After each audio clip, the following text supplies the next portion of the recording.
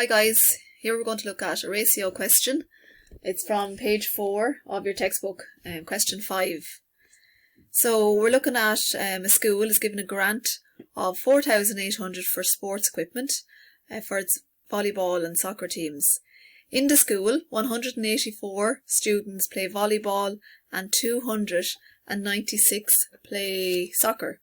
It's decided to divide the money into the ratio of players playing each sport. How much does each sport receive? Okay, so first of all we need to reread the question and we're going to highlight the information. So the amount that we're given is 4,800, and then the first team, there's 184 students play volleyball and 296 play soccer. Okay, so step one, what we'll do is we will add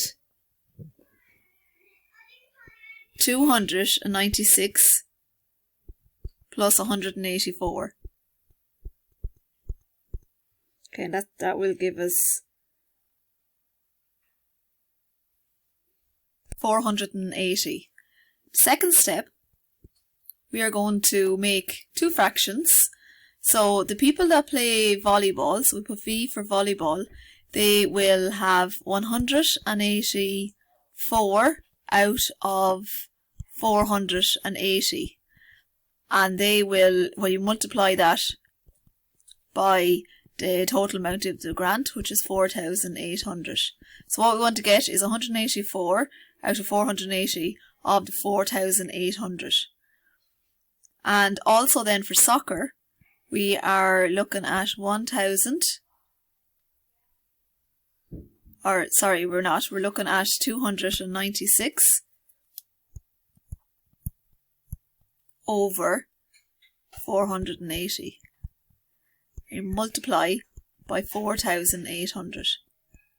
So they're quite big numbers, so you can put that into your calculator, and what you will get for the volleyball will be 1,840 when you calculate that on your calculator, and that is euro. The soccer students, they will get 2,960 euro. So when we add, or if we add up these